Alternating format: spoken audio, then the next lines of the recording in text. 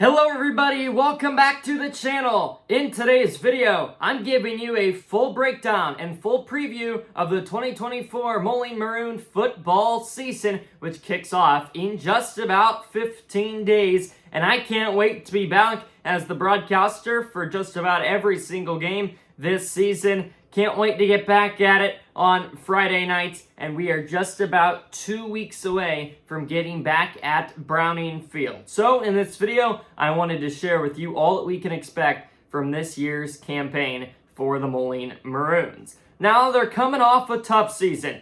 4-5 if you count a forfeit win. 3-5 if you count the games that were actually played. So it definitely was a bit of a disappointing year, but they were kind of in a transition year. They had just had some key absences. They weren't exactly sure what they had, so they had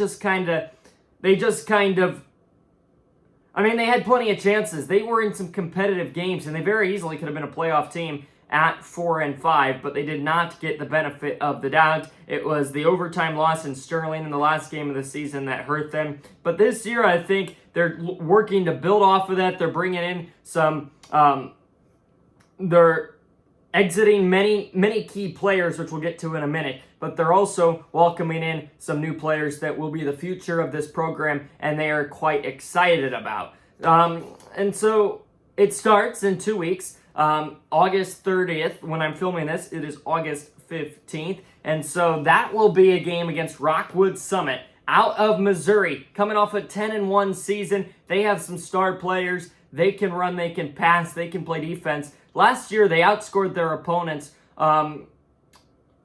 It was about 450 to 150. So they were outscoring their opponents by 300 points. They were averaging over 40 points a game, allowing under 20 points a game. It's a very well-built Rockwood Summit team, but obviously, as it goes in high school football, they lost plenty of key pieces as well. So it'll be a very fun Week 1 matchup up on the 30th at Browning Field. And I'm looking forward to being on the call for that on QC Sportsnet. So that will really be when we see what Moline has, because Coach Mike Morrissey, who comes into his 6th season after getting hired back in 2017, missed the playoffs last year for the first time as head coach. So he definitely is going to be hungry this year. He scheduled these tougher opponents, Rockwood Summit to start, coming off that great 10-1 season. So this will really be a setup game for Moline to see what they have. Then after that, they go to Bennett Academy, who they played to last year. And if I'm not mistaken, I heard this on the View from the West podcast the other day. Somebody said Moline's never beat Bennett Academy. So that's an intriguing Week 2 matchup at Bennett. That's the only game this season, Moline fans, I'm not going to be broadcasting. So sorry, that is a big game. So I'm disappointed not to be there. But then I'm back on September 13th at Geneseo. Geneseo coming off a season where they made some great improvements, but they have a new head coach. And so Geneseo is another team where they're really going to be looking for what exactly they have. That will be a fun Week 3 matchup as each team gets into conference play. Then September 30th, wow, Moline plays Quincy. Lots of people believe that Moline's the only team that will give Quincy a fight for the top spot in the Western Big Six after Quincy went on that tear last year, undefeated in regular season play and in conference play, finishing 11-1 with that quarterfinal loss in the postseason. Then it's the always fun Rock Island matchup on September 27th. That's at Rocky this year. And Rock Island kind of also in a similar spot as Moline. They're always the two teams are always very equal, and both of them kind of took a step back last year. This year, they're both expecting jumps back forward. Then, on October 4th, it's the fill-in game for Allman, who still not have a varsity team. Moline will play Thornton, and then UT comes to Browning Field on October the 11th. The 18th, they go down to Galesburg. Galesburg, an interim head coach in there as well after a poor 2-7 season last year. And then it is, to finish it off, the Maroons take on the Sterling Golden Warriors at Browning Field on October 25th. So it's a lineup of 5 home games this season, 4 away games, 9 in total. 4 wins give you a chance to get into the playoffs, and 5 wins most likely guarantee a playoff spot. So that's definitely the mark that Coach Morrissey is trying to get his guys to after missing the playoffs last year for the first time in quite some time.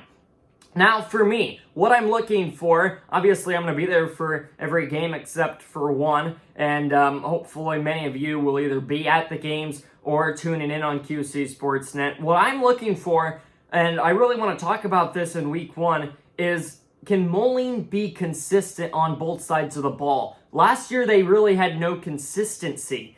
They had a game at UT where their offense was kind of struggling coming in. They come out, they score 28 points, but their defense allows 43. Or not 43, it was something in the 40s. So they end up losing big in a game where their offense scored enough points where they should have had a chance.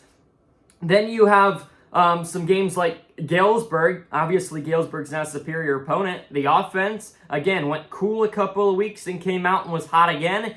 And that time, the defense was really, really good. So there were some hot and cold streaks on both sides of the ball. This year, they have to be more consistent, and that's definitely what I'm hoping for and what I am looking for Coach Morrissey's squad. Moline, until last year, they had won 2 straight Western Big Six titles, so they're still very well respected, and they will give every team a fight, and every team has Moline circled on the calendar. It's always exciting, those Friday night lights at Browning Field. Now let's dig into the roster a bit. Moline returns 7 starters on offense, 4 on defense, but the offense, the guys that are gone, are very important pieces. They lose their wide receiving core. Really, their wide receiving core. 3 of their top receivers, Chase Stevens, Xander Ely, John Nienhuis, all seniors last year, they are gone. So they will be heavily missed, as all of them were good targets when the Maroons did pass. They did not pass a lot, but they had a lot of nice plays set up on the jet sweep for John Nienhuis or for some screens at the Chase Stevens.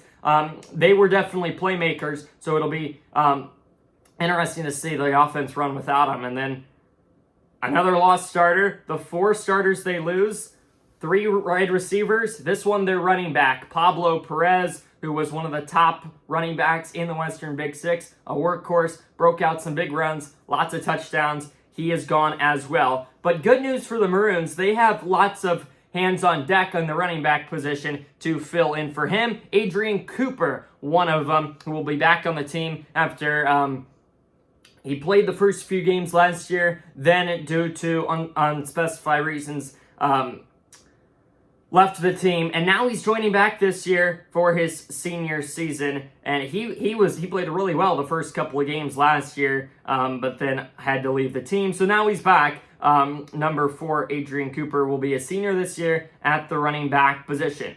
Corbin Schnell, another guy who got some good carries late in the season after getting more chances, rotating in there with Pablo Perez. He'll be a senior this year, and Corbin Schnell will definitely be one to keep an eye out on at running back. And then the quarterback position, another one where they rotated in and out between Elijah Taylor and Drew Phelps. The pass game was not the strong suit for Moline last year. They and I think they'd be the first to tell you that. So they definitely want to develop these quarterbacks a little bit more, I have to say. And Drew Phelps is only getting older. He's only getting stronger. You saw the glimpses in there last year. Same with Elijah Taylor. He'll be a senior. Phelps will be a junior. So there's still lots of light at the end of the tunnel, lots of hope. And we're already seeing a lot of that progress. And it'll be fun to see it on display come the next couple of weeks when play kicks off. So, storylines, I'm looking for consistency, both sides of the ball. Can the offense and defense, will you be able to know what to expect going into each game? Last week, it was the defense was good one game, they were bad the next game. It was the offense was good one game, the offense was bad one game. There was no consistency, and again, I think they'd be the first one to admit about it. And Coach Morrissey he's talked plenty about how last season was a disappointing one for the team. This year, they're looking to get back into the playoffs, and it starts with a very tough schedule. Rockwood Summit, Bennett Academy, and then you've got the 1-2-3 punch of Geneseo, Quincy, Rock Island right out of the gate. So another storyline into the season, start hot. If you start hot, you got a easier schedule down the stretch than you do at the start. So get a 2 or 3 wins in those first 5 games, and you should be in just fine shape. Get to hopefully get a playoff spot. So a young team turned into a experienced team this year for Moline. They move into a season with lots of hopes yet again, and it all starts August 30th